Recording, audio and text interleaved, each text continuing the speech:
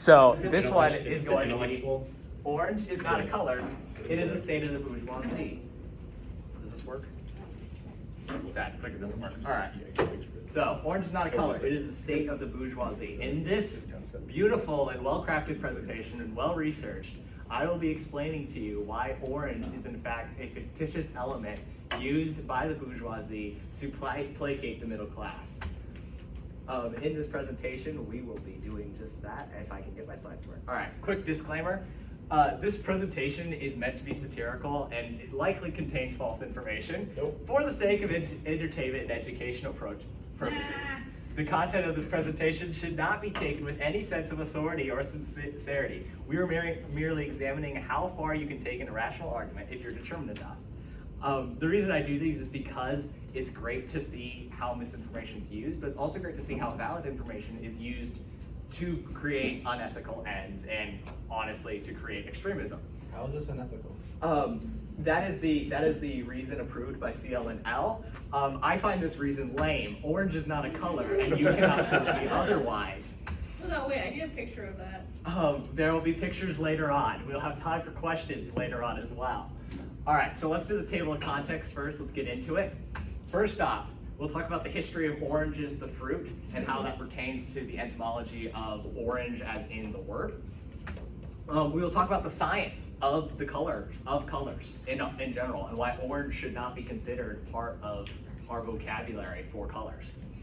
Thirdly, we'll talk about government space lasers and how these pertain to orange and how the government is using orange as a way to oppress the people. Fourthly, enough said. All right, so let's get right into it. Reasons why orange is not a color. First off, India didn't think so. They're the third largest country, so they must have some authority. They called it yellow. Secondly, Europe didn't think so because it's a fruit. You can't tell me otherwise. Thirdly, the Catholic Church didn't think so. It's unbiblical. First off, you can never hear orange in the Bible. Look it up. Orange is not mentioned at all in the Bible, and the Catholic Church considered it a threat. Finally, Newton didn't think so because it's a spectrum, not a color. All right, and I think the most important reason though, I don't think so, and that is the greatest authority that you will ever come across. All right, so, Teddy, do you want to be my narrator on this? Sure thing. All right, let's do a brief summary of the history of orange. Okay, do I have to? Yep, here we go. A long time ago in a land far, far away, orange is not a color. We'll see how long this takes to scroll. Episode 1. Speak it loudly in the Clone Wars voice. Rise of the Bourgeoisie. It is the 16th century. Portuguese traders bring back a mysterious fruit from Indian Peninsula known as naranja. Soon everyone is demanding these golden apples, as they are first called. Soon the Spanish and the British arrive in India, and the era of discovery and mercantilism begins. They too bring back naranja. And I skipped the rest of that. Meanwhile, small sovereign state in the middle of Germany, France, is beginning to draw an eye on the Holy Roman Empire. The House of Orange is a refuge in the blossoming Protestant Reformation, but they are losing the battle of ideology and culture. Many wonder how the Protestant rebels will survive. All right. Thank you, Teddy. Thank you very much. That was really great. So, in case you missed that very comprehensive summary of history, here's the brass tacks. So, India to Europe is how oranges migrated, and with them they brought the language of naranja, which would later become naranj, which would later become an orange. That's the etymology of language for you. Finally, again in the 15th century and in the beginning of the 16th and 17th century, we start to see this shift as yellow and red and kind of those colors in between those two be known as orange coloring, orange-ish, orange-like start being entered into the vocabulary, because as oranges become more prolific, we need to define a shade. Meanwhile, on the other side, we have the royals, that is the House of Orange, which begins as a small sovereign state in between Prussia and France. It is Protestant in between these two giant Catholic superpowers. So with that, you see this kind of haven begin, and it obviously creates tension with the Catholic Church. Eventually, we see that William of Orange becomes King of England, which sort of acts as a uniting factor for Protestants kind of around Europe at the time, basically showing a united front against the Catholic Church. While they may be diverse, they don't hate each other, which is obviously a threat to the Catholic Church at this point. With that history aside, we kind of want to put a pin on this as we talk about the scientific progress of the Enlightenment. But with that, we have the Age of Discovery. And so we can frame this Age of Discovery kind of as a race of capitalist tendencies, of mercantilism, as it's called at the time. We see that originally the Catholic Church out of the gate starts out pretty fast if you know your history. They immediately colonize most of the Indies, thank you Christopher Columbus, and South America. And they also begin, especially the Portuguese, to go into Southeast Asia. However, we see at the turn of the 16th century, Britain, well, 16th, 17th century, we start to see Dutch and British start to really get their Indian companies in tow. And with them, we see the Protestant church becomes far more prolific, which is obviously a threat to the Catholics. That being said, the Orthodox Church is here.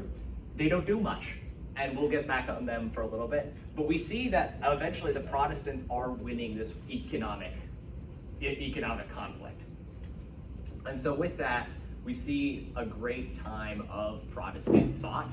And with that Protestant thought comes the scientific revolution. Obviously, orange being the center of that scientific revolution. A good example of this comes into the science of orange. That is the color orange, or the label of the color orange. It starts with Isaac Newton, actually. So we all love this guy. We know him, we love him. He invented gravity, but he also invented calculus. So, I can't really forgive him for one of those. You can decide which one. He liked music a lot. And in trying to make a coherent way of describing the rainbow, he wanted to match musical scales, which meant he had to add two colors at the time to the previously understood idea of what the rainbow was. And so right in between blue and purple, he decided to put indigo, but he also decided to put orange in. And his reasoning behind this was, one, it made it more closer to the musical scales, and two, he actually wanted to make syllogisms that would be easy to be taught in the education system. And so he really did want to make sure they had two vowels in his lexicon. So he picked shades that were recognized and made them official labels. These include orange and indigo. So obviously he just kind of invents these colors as concepts in order to really fit his own model at the time, which doesn't sound very scientific, but it's very arrogant of the Enlightenment. That being said, we see that other great color theorists of the time, if you will, did not like this idea. Wolfgang von Goethe, this is a very loose translation, talks about the trinity of color, which he defines as blue, red, and yellow. These being the primary colors that we recognize today. And his argument was that this inclusion of orange and indigo into the color base was a bad idea because it sought to create subjectivity in a scientific area. Anything beyond the trinity of color reaches past the firmness of science and into the instability of the opinionated, such as the plates of politics, the lovesick, and the greedy. Notice his use of politics later, because we'll start to talk about how color deals with politics. I also wanted to bring up the Mansell wheels. These are our most typically recognized color wheels that we use in day-to-day language. Want to know what's missing from here? Orange. Do we see orange in any of these? We see yellow, red. We see yellow, red. We see green and yellow. But notice I also want to point out green and purple are still there because they are secondary colors. This is not a secondary color, but is weighted in the same way as green-yellow is, or blue-green. These aren't colors, they're spectrums of color that they decided to put in order to make it more fine so that we could paint better. Also notice just how little what we would recognize as orange takes place in this color wheel. It's not even existent, and yet we give it the same place as we would like blue, green, or purple. So kind of in that flame, why is orange so prominent in today's culture? Why would we want to make a color that isn't really a color? And for that, we need to talk about the war. And this is the war that is ongoing. This is the war that is always going on around us. I'm talking about the war of capitalism. as we can see, to the victor goes the spoils. Once again, we see that the Protestant Reformation takes its foothold in economic power, starting with the scientific revolution. As such, we see the rise of capitalism and colonialism, which has cutthroat business tactics of orange republics. What I'm calling orange republics are these great trade empires that start to happen throughout the Dutch East Indies and throughout India and throughout the Americas. These include the slave trade, these include the spice trade, these include the trade for oranges. And as such, we see the age of imperialism, which acts as a way to spread this orange ideology, this ideology of capitalism, of oppression. And with that oppression, we start to see oppression of people by the orange state. This in modern times is manifested by the divide between capitalism and communism. Capitalism, it's represented by yellow and gold. It's the colors of money and manna.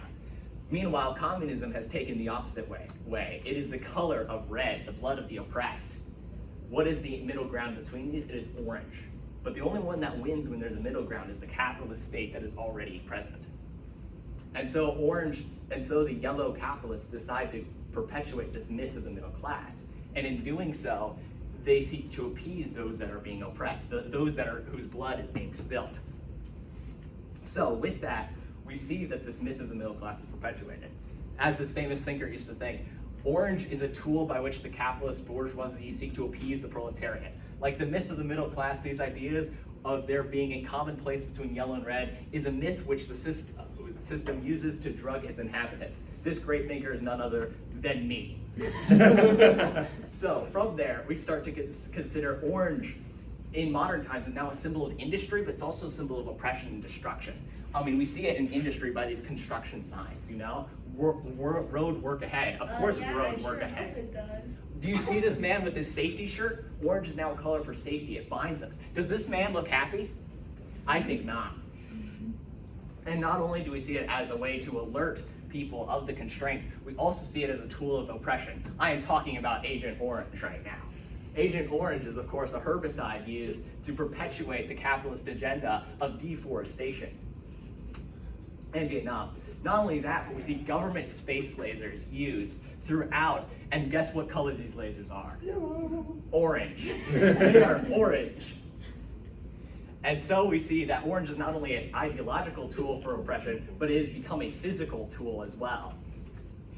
In that, we see that there is only one hope for us. What can we do? Our savior against these deadly orange lasers is the power of blue. Blue is the inverse of orange, and in being the inverse of orange, it also acts as a way to defend ourselves from these deadly lasers. The way it does this is by absorbing most of the rays that cause damage from these lasers. Additionally, we must rise up. All we have to do is lose our chains. We have nothing to lose but our chains. Through the color of blue, which is the color of depression, we are washed clean. Enough said. Okay, next time I'll be doing why raccoons are communist dictators. This will be my next presentation. The end.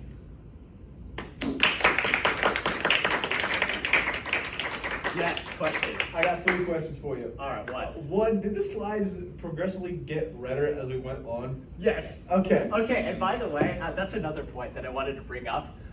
At what point do these stop being orange and start being red? There. No, keep going. No. Right No. there. Right there. 3 The minutes. board. 4. Is this still orange? No. No. Is this all right? Is this still orange? No. Is this orange? Yes. No. Is there a difference between these two? Yeah. No. Oh, yes. I have a question. Yes. Talk to me more about this color wheel theory. About this Roy G. Biv business. I'd like to see some sources on that one, please. All right. Enough from the I indoctrinated. had an extension of that. So did Isaac Newton actually come up with the color orange out of pure trying to fit a system? Actually, that one's surprisingly well supported. Out of everything here, this one is actually the most well researched Because I'm slide. looking at that that can't be made up. There was one letter that I found, and I forget where I found it. I found it in some random archive as I was just scrolling through, and it was basically him talking about the logic of the color system. Oh my gosh. So, He equated it to musical scales intentionally. yeah. And he wanted it to be used in the education system. And he liked the fact that orange and indigo were vowels because it made it easier for memory. Because that sounded too legit to make up. That one's surprisingly real. That one, I didn't think you BS that. And then the third thing, so you're telling me that all the blue houses in Hawaii are rising up against the government? Well, I'm saying that they're resisting the orange lasers. Of the government. But actually, this one's also pretty decently because blue does actually absorb the majority of laser rays, and they make it do less damage. Like you can burn through you can burn through iron, but if that iron is painted blue, you can't. It's weird. So It's cool. what if I paint it purple? I don't know about that. I just know what it's stuff. Get one. Yeah. Any other questions other than the indoctrinated? Where did we pick up these pictures of the lasers? I want to know. From the internet. These are absolutely first off, this is actually real talk. This is glare. There's no laser here, and I don't know about this one, but I'm pretty sure it's photoshopped. Oh, no, that, I've seen pictures like that. I think that's just a really long exposure rocket launch. That might be it. Oh, so it's legit. No, yeah. Because if you see like long exposure photos of like SpaceX launches, it just looks like that.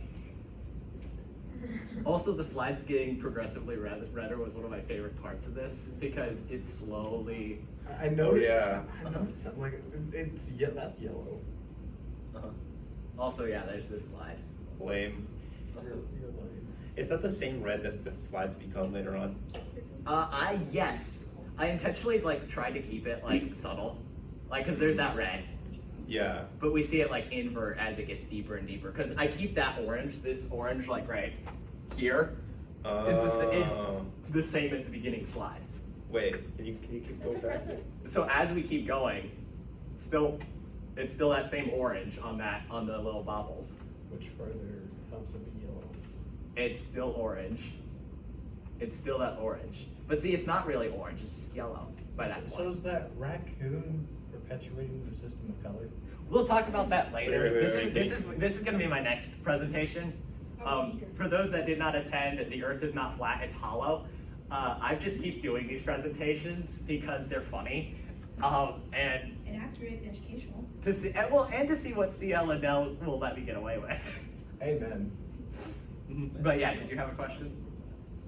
Yes, are you using the color orange to indoctrinate us with your shirt as an example of your presentation? Oh no, this shirt doesn't exist. Yeah, what shirt? Oh. He's shirtless right now. Plain simple. Also, another favorite reference, I should say that this stems from a long-running joke that started last year, and this is the final part of it. But I've been doing these wacky presentations since, well, I've only done 2 at this point, but I've been doing these for a while. And these have been cooking in my brain for a while, which So, they probably shouldn't be. I got a question. Yes.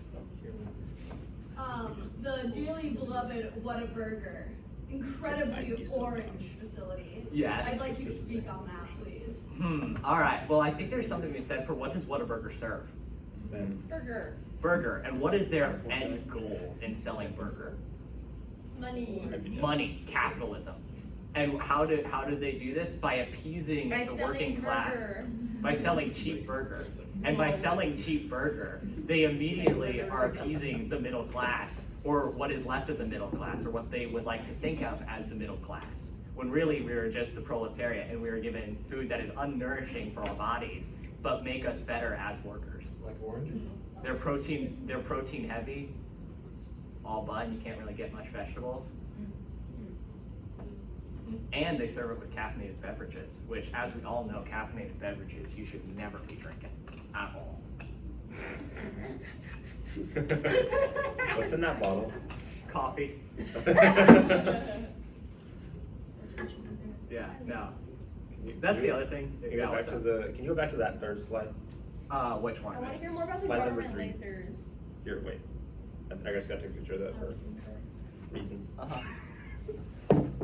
Thank you. Wait, so is Google Slides orange or yellow? What? Is that orange or yellow? It's all yellow. Okay. This is all yellow. Yeah, I thought my brain is playing tricks on me. This is red. This is yellow. It's definitely This is not all yellow. Yeah. Trust me, guys, it's all yellow. Well, that's red. Orange is not a color. This is yellow. No, that's red. No, that's orange. What? But what is it? Dang it! I got caught. Fuck you. See, they've even brainwashed my own lexical vocabulary. You got. I got got. But honestly, let's look at the color values real quick. Also, appreciate the amount of shades that This is that much red. It's actually that much green, which I found very interesting. Yeah, because And as I'm going through, it perpetually I just lowered the green value. Huh. So technically this is green. But the other thing I couldn't include in the slides was the fact that like the way our eyes register yellow and green is actually very similar. Green is so like this technically is green, but if we're looking at it purely from like an eyesight standpoint, this is just another shade of green, which is really interesting. That's cute. Can you show slide 4? Yeah. Can you send me to my email or something? Hey, can you attach this so we can take notes for the test? Yes. There will be a final exam at the end of the year. Like end of like December or May? Good for you. May. What percentage of our grade is it? 50-50. It's 50 on this one, and then if you did the other presentation, not that one. That looked like an actual. That is an actual presentation. We're gonna have to go into this guy. This is where I keep all the good presentations. Dr. Witt. So yeah, 50% of This your one grade is should be here. on orange is not a color. The other one is 50% on earth is not flat. It's hollow. Oh shit. Which this one was shorter. I was surprised by I that. like Wait, how did you you- started the exact same way. Please show them your reasons for why the Earth isn't flat, real quick. Yeah. Oh, yes, Yeah, yes. Did you use the same picture? Yes. Yeah. And yeah, again, he went down the same logical reasoning. Yeah, of course. Well, if it ain't broke, don't fix it. You know. Well, and the other thing is I actually have this twice because I have it for one why the Earth is not flat, and then two for why the Earth is hollow. I would like to see this. What, this one? Yes, very badly. All right, should I go into it, guys, or do you guys, or Teddy, do you want to do it from memory? Do I want to do it? Oh, no, I'm not doing this You again. wanna do it again? No, I'm I'll good. do it, actually. I'm gonna have to excuse myself. All right, see ya. See ya, Lily. I'm gonna go mix sweet tea and OJ. All right, Kira, do you want to?